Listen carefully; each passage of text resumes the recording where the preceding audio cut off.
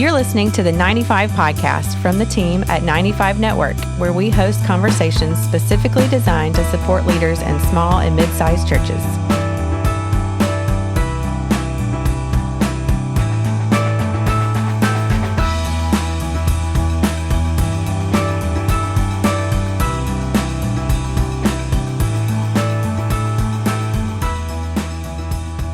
Welcome to the 95 Podcast. This is Dale Sellers, Executive Director at 95 Network, and I hope you're having a great week.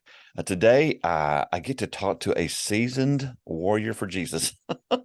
I was recently at a conference in the Washington, D.C. area with Converge Mid-Atlantic. They had their United Conference there, and had an opportunity after doing a session to meet Cheryl Robertson. And I just hit it off with her, and she just was sharing some things with me that I thought would be very helpful to many of you today. We've talked a lot about, there's a time in ministry where you just need to get some help, and Cheryl has experienced that herself. And so we're just going to spend some time chatting together today. This is going to be a fun podcast. It's going to be totally different than what we usually do. It's going to be more laid back. Cheryl, how are you doing today? I'm doing great, Dale. Nice to be with you today. I am so glad that you're here, and like I said, I just felt this great connection with you when we met at the conference, and we were doing that breakout session, and I just said, hey, I want to get to know you better, but I also want our audience to get to know you a little bit. And I think you live in Maryland. Is that correct? Yes, I do. I live in Maryland. Okie dokie. Well, take a few moments and just kind of tell us your story a little bit.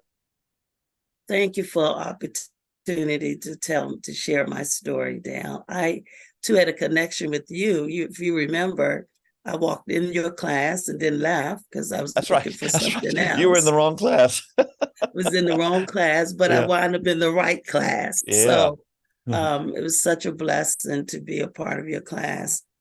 My story starts all the way back from my childhood. In particular, when I turned 17 years old, a month after my 17th birthday, the exact day, our mother passed away. Oh. And I'm the oldest of 9. The youngest was a year old when that happened. And so, of course, that devastation impacted me the rest of my life. Mm-hmm. And having to immediately become an adult. To support our father. I was a junior in high school. I loved school, loved being on the honor roll. And now I find myself a junior in high school, a mother, big sister to my siblings, taking on all those roles that my mother would have had, grocery shopping, washing clothes, attending to all the children, finding babysitters, getting them enrolled in school, and so forth. And what happened to me, I was in a place of surviving.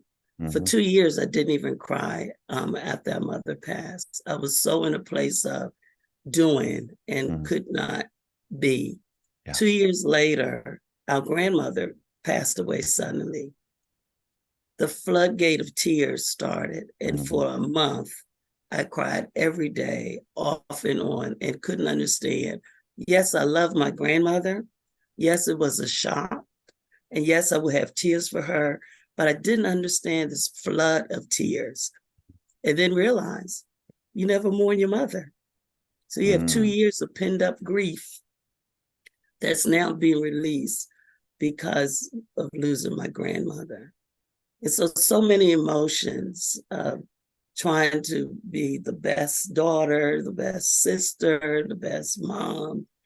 And I found myself in these emotions of anger and despair and hopelessness and what's going to happen to my life now? All my dreams, all my hopes shattered, gone out the window because I want to take care of my siblings.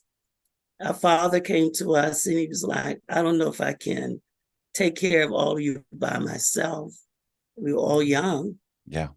And he said, maybe, a few of you can go live with this relative, that relative. And at 17 years old, I stood up and said, no, Dad, we're not going to split up. I'm going to take care of our family. Why I knew that at 17, I don't know.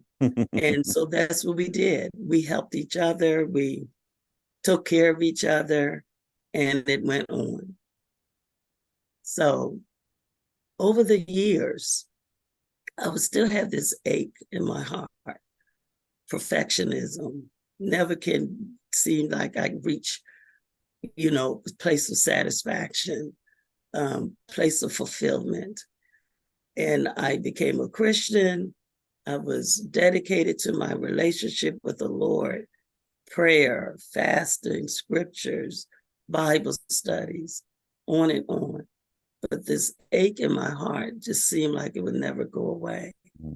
And so after just crying out to the Lord, I was like, what is wrong? And a dear friend introduced me to a book. And when I started reading the book, I felt like I was reading my life story.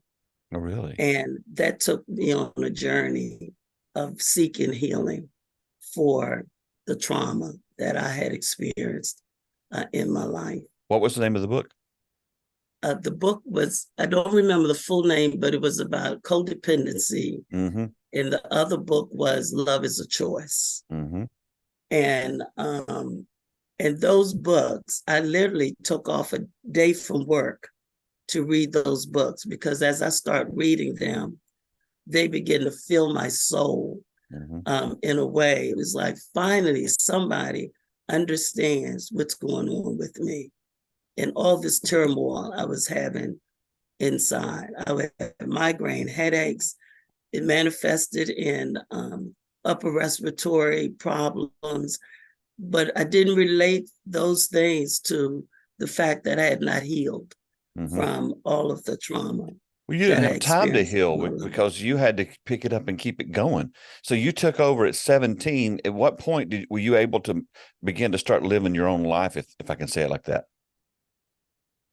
Wow. I probably was going on 30. And the reason why I say that is because I got married, had a family of my own, but I still brought my two youngest siblings to live with me. Even when you got married? Even when I got married. And the other thing that happened to me, Dale, is that I had such a sense of responsibility for my siblings that I couldn't let them go. Even as they became young adults, I would not go to sleep at night until I've heard from every one of them that they were home, they were safe. Even if they weren't living with you? And they were not living with me. Wow. They had their own lives. Some were married. Yeah. But the sense of responsibility that I took on, it lingered and kept going. And it wasn't until I started a place of healing that I could get to a place to release them, to live their own lives. I did not have to be responsible anymore. And I was way in my 30s when that started happening. Well, you got there before I did. I think I remember, the more you talk, the more I remember when we connected, because I was in the same place. I was at this place in my life where I thought, well, Jesus is mad at me because I haven't built a mega church, and I could never relax. Were you wired that way before your mother passed? Were you already heading down this road, or did it just happen as a reaction to her passing? Do you remember? I think I may have been already there. And the reason why I say that, being the oldest, by the time I was 10, 7 of us were already born. And you had to help out.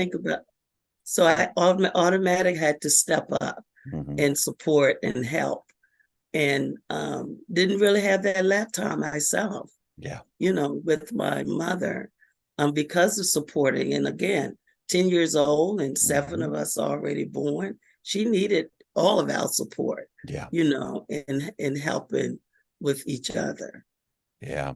I think it's just natural for firstborns to kind of take on this kind of thing. I remember for me, and I didn't discover any of this till 2 years ago in counseling, but, and I'm 61 today as we record this podcast. I remember my mom and dad, I never saw my mom and dad ever get in fights. So they didn't do that. We didn't see that. But when I was in elementary school, 6 years old, this one time, they were arguing about I think it was probably about money. And as I tell you the story, I could see my mother running across the hall with her hands over her face, crying. And that rocked my world. And so the next day I went to school and I broke down at school, and the teacher pulled me aside and said, "What's wrong?" I said, "My mom and dad are getting a divorce." Well, they weren't, but I never seen anything like that. And so she had to call mom in when she came to pick me up that day. Of course, she was very embarrassed. But that day I discovered was the day that I took upon myself the responsibility to keep my family together. Yes. And Yes. I didn't even realize this till about 2 years ago. I didn't have all the siblings you did. Did you kind of feel that kind of pressure as well? I felt that pressure. And my siblings, we often talk about it because there was one time I was feeling so overwhelmed. And I'm thinking at this time, it may have been 13 or 14 years old. And I was like, I'm just going to run away from home. I just felt like I needed some release. And what happened, our mother is there, but all of my siblings came running to me and they're like, if you're going to run away, we're going to run away with you. It's like, well, what pressure? I can't get away. I can't get away. So it's like, well, we're not going to do that. So I did not run away. I want to ask you this question. It just popped into my head. When you think back now, looking back at it all before your mother passed, do you think she was just completely overwhelmed? I think she was totally And overwhelmed. she didn't have anybody to really reach out to? I really do. And my siblings and I, we talk about it. I told them I think she was in a state of depression because she was totally overwhelmed. She was 37 years old when she passed away. Did she just pass suddenly? How did she die? She got sick. It was like in the September of 1970, September. She got sick with a cold, and the cold just didn't get better. And when we got sick with a cold, she got worse.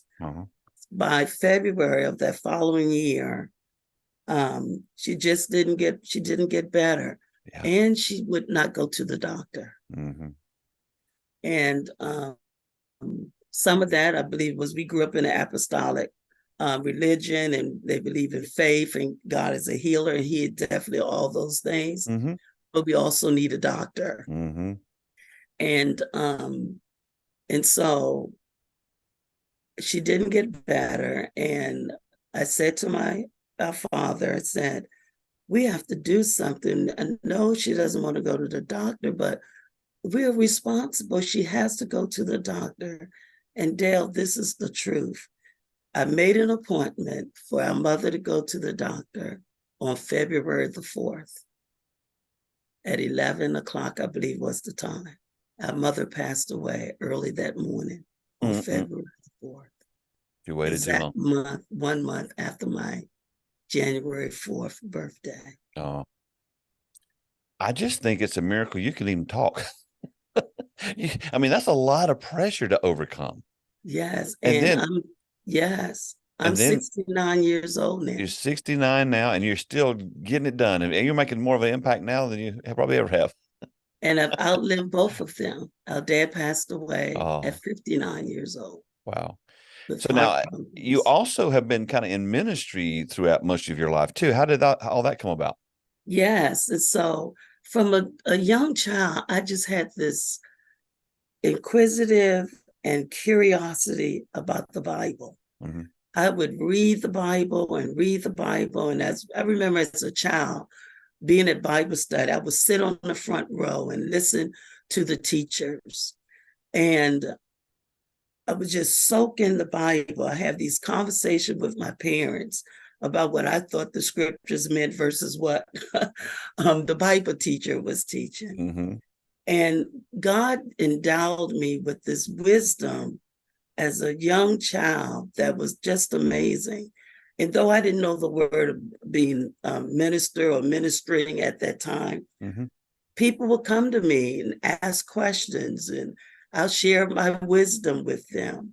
And when I look back, I literally have been doing it all my life. I serve as a minister in my church. It's the Spirit of Elijah Kingdom Church in Fort Washington, Maryland. And but even before then, being ordained as a minister, that's been my life story. It's like I used to say, do I walk around with a sign on my forehead that say, come tell me your problems? Because it didn't matter where I was, on an airplane, in a different state, no matter, people would be drawn to me with their stories. And I find myself in these conversations with strangers. Yeah. Having these conversations. Well, that's what happened with us. I mean, because we alluded to this, but I had a breakout session I was doing at the conference, and you came in and then realized you were not in the one you signed up for, and so you started to leave, and then you came and said, "I think I will stay here," and so immediately I was like, that was kind of cool. And then when we started talking afterwards, there was an immediate connection. So, do you feel like maybe God wired you to be a counselor, supporter, helper to people? I truly believe that. I truly believe that. It's what I've been doing all my life. And it was amazing, Dale. I had a friend, the same friend who shared a book with me. She was in counseling years ago. And she would share with me, some of her challenges. So I would give her wisdom that I had. Mm-hmm. She would come back after visiting her counselor. She would say, Cheryl, do you know my counselor said the exact same thing to me that you share with me? You should go into counseling. That was early 80s. Yeah. And I said, well, I always had a desire to help people, mainly by my story, because I didn't have that support myself. We didn't know about counseling and all of those things. We were younger and you had to seek help. And so that's been a passion for me. And I believe it's a calling. I do it still to this day through being an executive coach, through ministry. I'm doing my life's calling and have been doing it since I was a young girl. How many kids you got? I have 2. That are actually yours. That are absolutely you didn't mine. inherit. Yes. I have a son and a daughter. And, I was a daycare mother for a very long time. Oh, really? And one day my children came to me and just said, Mom, please, can we just have our mother? Oh, really? And no other children. So I gave up daycare for that. But our children, and I began to share with them how I believe that this calling on my life was a calling on our family. Mm-hmm. And that we were to help people and serve and all of that. And my husband listened to that, and he was so very supportive. One time, Adele had 12 children I was caring for as a daycare mother. Then later on in the years, for 2 years, we had 12 boys that would come to our house every weekend, friends of our son. And they were, children who maybe were in a single family home or whatever. For 2 years, every weekend, they came to our home. And so we were always being a family of service. Mm-hmm. And to this day, our son and our daughter, both now adults, children of their own, married, and they find themselves doing the same thing in some way. All right. So here's the question I got to ask. You had all that stress, all that trauma, all that pressure growing up. You finally get out, get your own family, and you go and do it to yourself again. What do you think was driving you to be a daycare mother after what you'd experienced? The ache in my heart. Okay. For children. The ache in my heart to serve people, to help people. I would try to get away from it. I was like, I'm never going to have children. And I have children, always with children. After a while, I just surrendered. And while I was going through my own recovery, and that's what I call it, through books, through counseling, seeing a therapist, all those things, I said to the Lord, I can't seem to get away from this, but this also has been the source of my pain. Mm-hmm. Mm-hmm. I need you to help me. And the Lord began to just talk to me, Dale, about everything that was wrong with it, he was going to make it right. Mm-hmm. That it was a calling on my life to be of service to people, but that he was going to bring healing to me so that I could do the service in a pure form, in a not out of guilt, not out of obligation, but and the Lord did that for me. It took many years. I was in counseling, self-help for many, many, many, many years. It didn't go away. I remember one time I was thinking, hurt began to come back, because it's not just my mother dying that brought trauma in my life, but there's so many other things that happened to my life. I was raped, molested, car accidents, so traumas, multiple traumas. I call them complex traumas in my life. I needed to recover.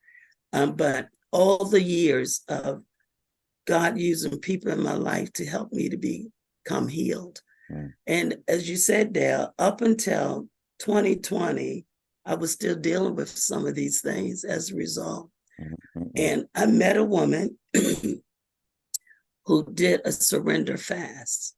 It was a 40-day surrender fast. And I was so intrigued by her life and her story.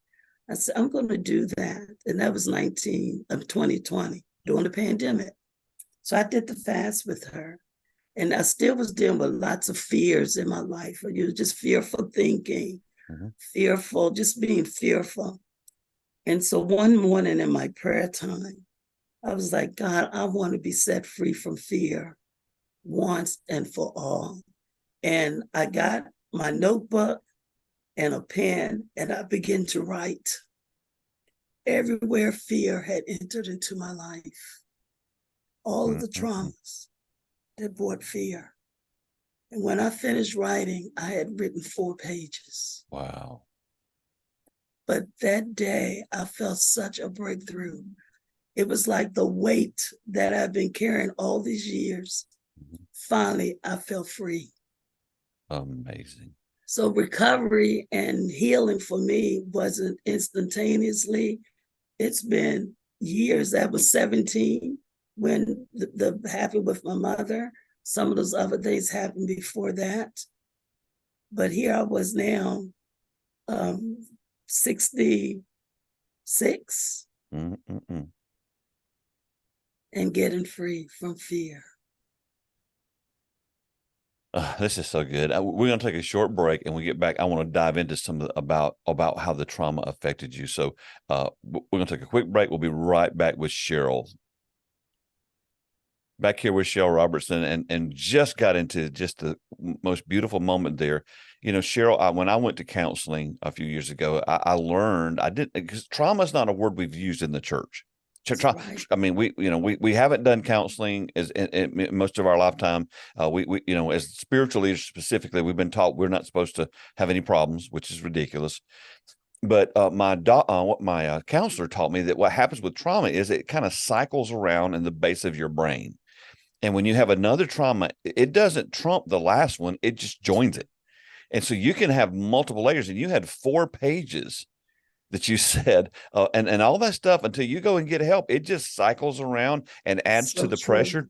Did you ever get to a point where you thought about ending your life? Yes, I did. And I just shared that for the first time. I was speaking in my church on the first Sunday in July of this year. And I shared that for the first time. Can you talk about it a little bit for us? Just what that moment was like? Wanting out of the pain. I was in such pain. The other part of it is, it seemed like nobody could see my pain. But I was walking around in this pain. Everybody else think I'm doing well. I was honor roll student. I was excelled at everything and was doing this mother, big sister thing, seemed like seamlessly. But I was in pain. And multiple times I thought about ending my life. The last time that I thought about it, I was married.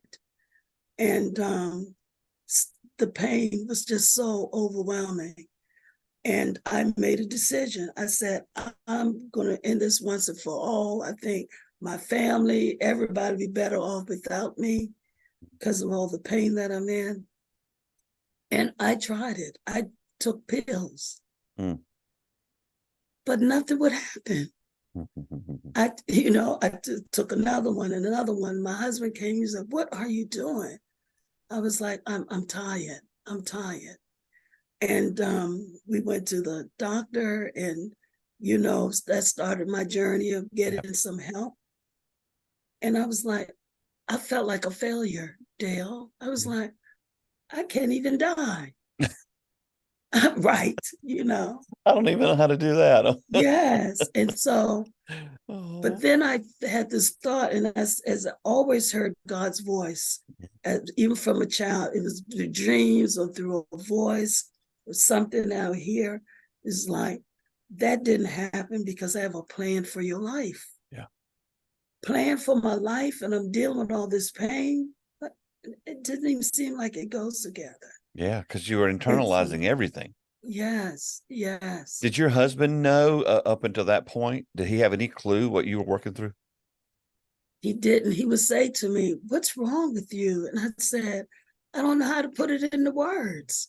I was like, I just feel like I'm in pain, or just turmoil on the inside of me. And my husband's 5 years older than me. So if I didn't know about counseling at that time of my life, he didn't know either. But he knew that I was in pain, and he didn't know what to do to help me. Yeah. So what did you do once you attempted and didn't succeed, which I'm glad you didn't? I'm assuming that was like the big, okay, the genie's out of the bottle now. Yes. What happened for you beyond that, or the next step? That's when I knew I needed help. I needed help. And at that time, I still didn't really know about counseling because I was 22, 23 years old at that time, because I got married at 20. And an older woman in my church came to me one Sunday, and she said, "I've been praying for you." I just broke down, started to cry. And she said, "I don't know all that's going on in your life." She said, "But what you're dealing with, it also is being manifested in illness." And she was so right. I was dealing with these abdominal pains. The doctors didn't know what was going on. And that woman just kind of took me under her wing, and she loved on me. Not so much of giving me wisdom or counseling, but she would just love on me. "Come to my house, just sit with me." For the first time, I felt I had somebody that just literally just cared about me. And I was their attention. And that started a journey. And then I was introduced to more books that I read, introduced to a beautiful therapist, went through that. And that started my journey of healing. And then in my church, I had a beautiful elder. She's no longer with us. And she just took me under her wing, and "You need to read this book. And I want you to do," and I'm telling you, book after book after book on healing. Healing. Do you think the books helped you the most, or the physical contact with people helped you the most? You know what I mean by that? I think the books was the opening for me to get understanding. And then it was the meeting with the therapist and meeting with my elder, who became also my therapist, that really brought it all together for me. Yeah. And it was the touch, I feel, of healing. I think about that verse in James where it says to confess your faults one to another that you'll be healed. I think specifically when it comes to emotional things, whether you were, wild and free and all this, or stuff happened to you, no matter who you are, if you have trauma, if you have this stuff on the inside of you, you can read. And as you said, I thought that was a great way of saying it opens the door, but you still need you need Jesus with skin on. You need somebody to love you and be there with you. Yes. And that's kind of what you felt too. And I totally agree with that. I think that touch that human touch of someone listening and someone caring brought the book I was reading alive. That then really brought the healing. And for me to be able to share, like I hadn't shared all of the traumas, things that happened to me, being sexually abused and raped. I hadn't shared that with anybody. My parents went to their graves. I never told my parents about it. My sisters only found out about it just a couple of years ago. That's what we do as firstborns. We just think we're supposed to carry it all, and we can't. We can't. We can't. Jesus said his joke was easy, his burden's light. Yes. When we try to carry what he's supposed to carry for us, it just does not work.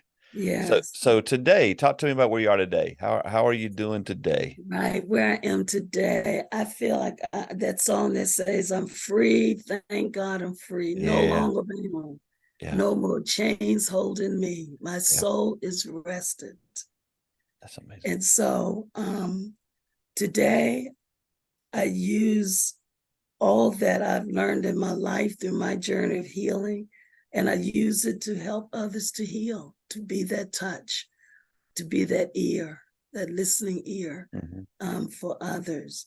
And I feel so blessed that I get to serve mankind in this way. And it also brings joy out of the pain and the suffering that I went through, and that God can use it for a purpose. Yeah, he redeemed it. Yes, redeemed. Earlier in the podcast, you said, because I asked you when you kept inviting more kids in, and you said, I think you said, I ache for the children. What did you mean by that? So a lot of times I would meet parents, if they were new parents, and they're trying to live their lives, be parents and work and all these things. And this is in my community where I was living. And I would hear them talk to the children, and sometimes, they're yelling and they're doing, and all I'm thinking about is they don't understand what they're doing to the children, internalizing. And so I became daycare mother in my community to help these parents have a safe place for their children to come while they were working during the day. And I just nurture those children, just loved on them and helped them. And also it happened with me. I was working in the school system. I was working for the Board of Education, elected members, and parents will call and they would say, I'm having this difficulty with my child. And all I was like, tell me a little bit what's going on. That wasn't really my job. I was administrative assistant.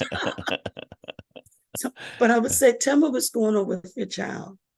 And when they would tell me, I had insight for the parents, what to do. I had several parents who had lost their husbands. And so they don't understand why the child is acting up. Because of my experience, I was able to share, I know what's going on with your child, And so that's the ache that I would have, for children. Wanted them to have a safe place and wanted them not to deal and have to experience the traumas that I watch myself. I was going to say, do you think maybe your passion for children is because you didn't get to be one? Exactly it. Yeah. I don't even really remember much about my childhood because I was always a child adult. That's the way I put it. And I don't, the thing that I remember about my childhood was not a good thing. And that was when I was around 6 years old, I got very, very sick. Wasn't able to walk, wasn't able to feed myself. And bless my mother and our father, never went to the doctor, never found out what it was. And they nurtured me back to health. And I was able to return to school and went on with life and didn't know whatever happened.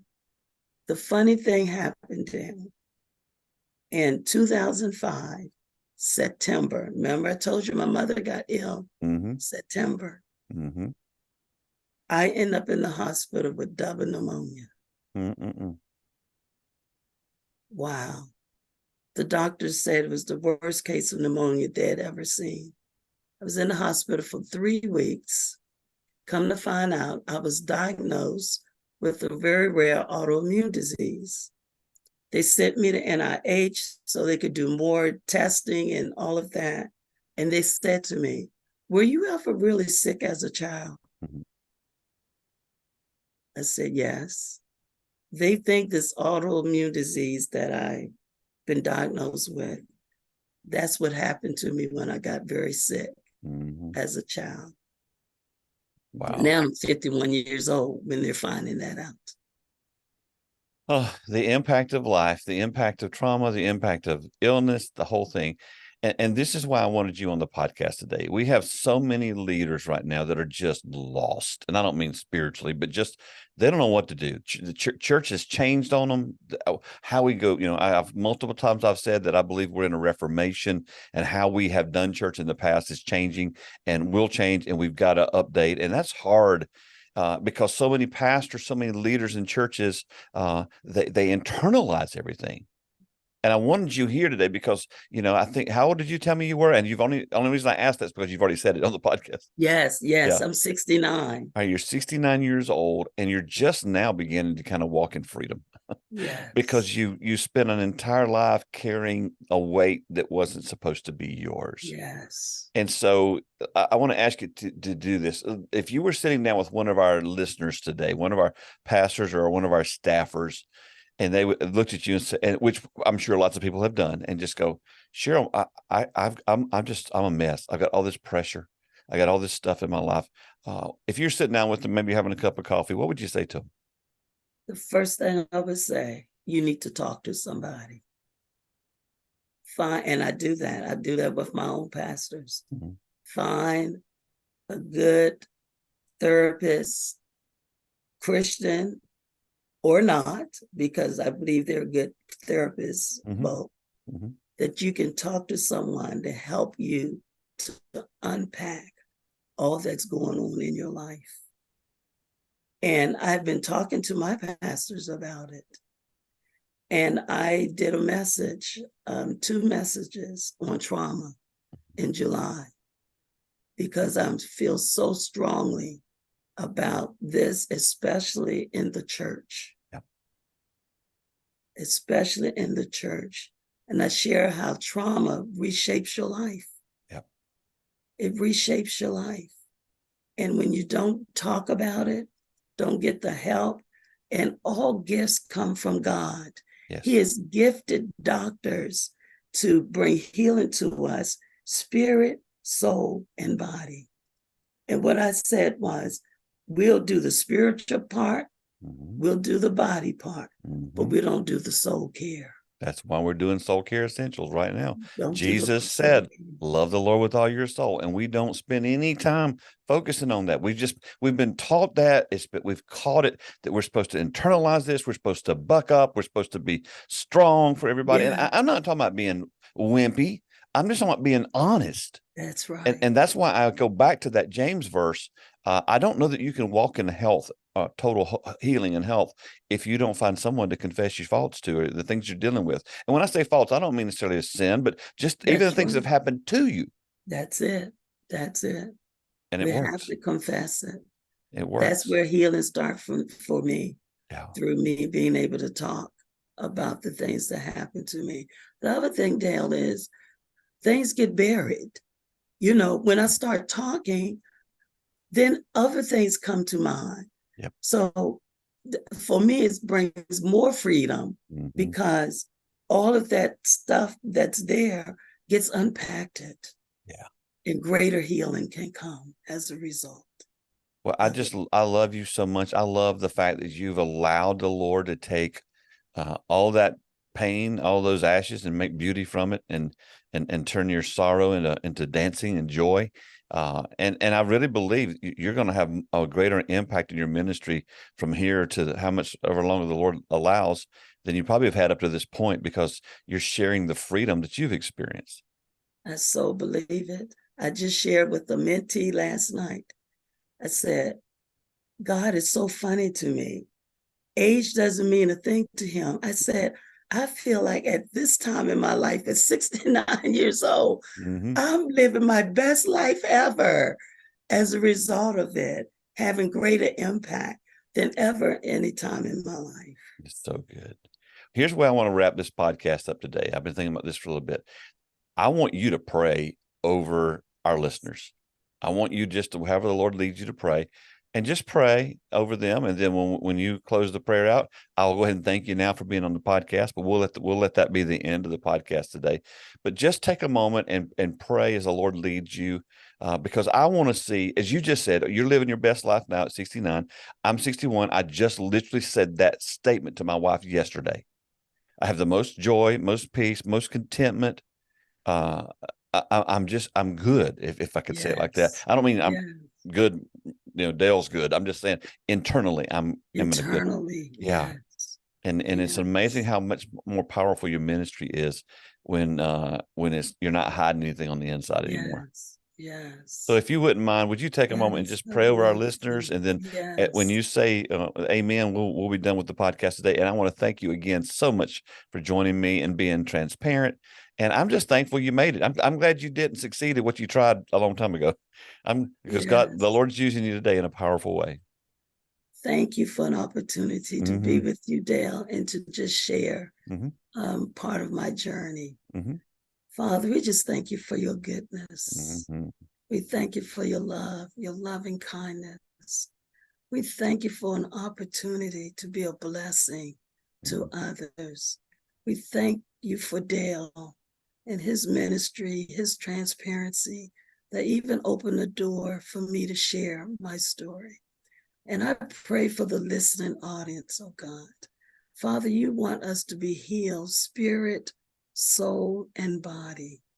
And whoever's listening today, God, that is dealing with any internal turmoil, no matter where it comes from, help them to know that you want them healed and that you have given us tools and resources to bring healing into our lives through therapists and counselors and other doctors, oh God. So, Father, I just thank you, God, that those that are listening, that their minds would be penetrated today, their hearts would be penetrated, that they would say yes for the first time in their lives to total healing, and that they will seek you and seek out the way that they could be made whole, so they too, like Dale and I are, feeling like we're living our best lives at this time. We thank you, God, that you will use the work of this ministry of Dale's and those who share to reach many, many, many people and bring healing to the body of Christ and to the world, worldwide. We thank you for it. In Jesus' name, amen. Thanks for listening to the 95 Podcast. We look forward to sharing another episode with you next week.